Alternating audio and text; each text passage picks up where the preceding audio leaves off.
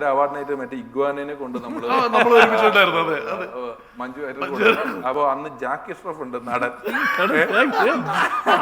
സ്റ്റേജിന്റെ ജാക്കി ഷെറഫിനെ introduce ചെയ്യുന്നുണ്ട്. മറ്റേത് ജാക്കി ഷെറഫിന്റെ എല്ലാം വിട്ടു.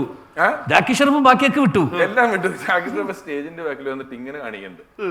അപ്പൊ ജയറാമേട്ടന്റെ അടുത്ത് വന്ന് ഇങ്ങനെയാണ് ജയറാമേട്ടൻ അത് കൊണ്ടുവന്നത്. അപ്പൊ ജയറാമേട്ടൻ പറഞ്ഞു, ഈ ജാക്കി ഷെറഫ് എന്നോട് വന്ന് ഇത് ചോദിച്ചാൽ എങ്ങനെ ഇത്രയും പേരുടെ മുന്നിൽ ഞാൻ അവിടെ എല്ലാവരും നിൽക്കുക, അപ്പൊ വന്നിട്ട് ഇങ്ങനെ എന്നോട് ചോദിക്കുക ഞാൻ ഇവിടുത്തെ വല്ല കുടിയനാണോ, എന്നോടാണ് ഇയാൾ ഇത് ചോദിക്കേണ്ടത്, അല്ലെങ്കിൽ അയാൾ കൊണ്ടുവന്ന ആളോട് ചോദിക്കേണ്ടത്, എന്നോട് ഇങ്ങനെ ചോദിക്കേണ്ട കാര്യം എന്താണെന്ന് വെച്ചിട്ട് ജയറാമേട്ടൻ അസത്ത എന്താ സാധനം അറിയാം, പുള്ളിക്ക് ഇഗ്വാനെ കാണണം, ആ ഓന്ത് ബാക്കി കൊണ്ടുവന്ന് ജയറാമേട്ടൻ ബാഗിൽ അതിനെ കാണാൻ ആരെങ്കിലും ഇങ്ങനെ സിഗ്നൽ കാണിക്കും, ഇവിടേക്ക് ഇത് മറ്റേതല്ലേ.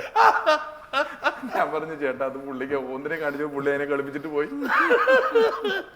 അത് എനിക്ക് ഓർമ്മയുണ്ടത്. ശരിക്കും സ്റ്റേജിന്റെ പിന്നാമ്പുറത്ത് നടക്കുന്ന കഥകൾ ശരിക്കും മുന്നിൽ കാണുന്നതിനേക്കാൾ കുറെ കോമഡികൾ നടന്നിട്ടുണ്ട് നിങ്ങളുടെ ഇതിനകത്ത് ഉള്ള ലൈഫില്. US-ലും ഇതിലുമൊക്കെ പോകുന്ന സമയത്ത് ഒരുപാട് ഒരു മാസമൊക്കെ ഒരുമിച്ച് ഉണ്ടാവാറില്ലേ? അപ്പൊ ആ സമയത്തൊക്കെ ഉള്ള US-ല് നമ്മള് ചില ഒരു യാചകന് നിങ്ങളോട് വെറുതെ വന്ന് കൈ കൂപ്പില്ല. അത് വളരെ കുറച്ച് പേരുണ്ട്. നമ്മൾ ബ്രോഡ്വേയിലൊക്കെ പോകുമ്പോൾ അവരെന്തെങ്കിലും ചില പെർഫോമൻസുകൾ ചില വേഷം കെട്ടി നിന്നിട്ട് അങ്ങനെ ഇങ്ങനെയൊക്കെ ചെയ്യുള്ളൂ. അപ്പോൾ ആ ഒരു മെക്സിക്കോ ബോർഡറിൽ എത്തിയപ്പോൾ ഒരു ദിവസം ഒരു മലയാളികളും ഇല്ലാത്ത ഒരു സ്ഥലം.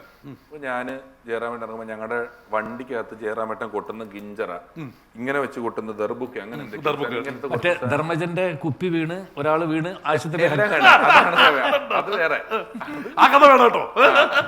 അതല്ല, ബസിന്റെ മോളില് ഈ ഒരു കുപ്പി വെച്ചിട്ടുണ്ടായിരുന്നു. അത് 3 ലിറ്ററിന്റെ 5 ലിറ്ററിന്റെ വലിയ ഒരു കുപ്പിയെ കൊണ്ടുവരാൻ പറ്റുള്ളൂ എന്ന് പറഞ്ഞ പുള്ളി 5 ലിറ്ററിന്റെ കുപ്പി അകത്തുള്ള അവിടുന്ന് മേടിക്കുന്നത് അമേരിക്കയിലുള്ളതാ.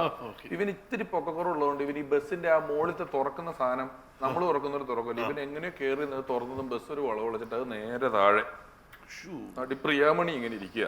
പ്രിയാമണിക്ക് പാതി ഉറക്കത്തിൽ ടക്കേ എന്നൊരു ഒച്ചയായിട്ട് പ്രിയാമണിയുടെ തലയില് ഇത്.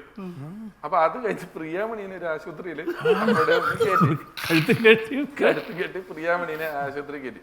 ധർമ്മം പറയുന്നത് കസേരയിലടിച്ച് പ്രിയാമണിയുടെ തല വീണില്ല ധർമ്മം പറയുന്നത്.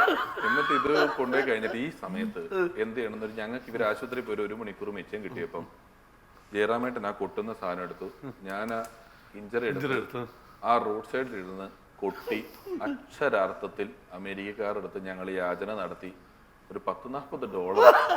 അതിലേറ്റവും നമ്മൾ ഈ കൊട്ട് നിൽക്കുമ്പം നമ്മൾ കൊട്ടി ഇത് കിട്ടി ഇനി ആര് പിരിക്കുന്നില്ല. ഞാൻ ഓട്ടോമാറ്റിക്കലി ആ കണ്ണനെ തൊപ്പി എടുത്തിട്ട് നടന്ന് എല്ലാവരും അവനെയൊക്കെ പഠിപ്പിച്ചു വെച്ചേക്ക, അവനൊക്കെ ട്രെയിൻഡാ, ചെണ്ട എടുത്ത് അവൻ തൊപ്പി എടുക്കും.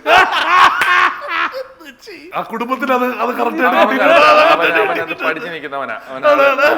അച്ഛൻ ചെണ്ട എടുത്ത ഇവൻ തൊപ്പി എടുക്കും. അപ്പൊ ഇവര് നല്ലോണം ചെയ്യുന്നുണ്ട് എവിടെയൊക്കെ. അത് ലോകത്തിന്റെ പല ഭാഗത്താണല്ലോ യാത്ര. അപ്പൊ അതൊക്കെ പലയിടത്തും സംഭവിക്കുന്നുണ്ടെന്നുള്ളതാണ്.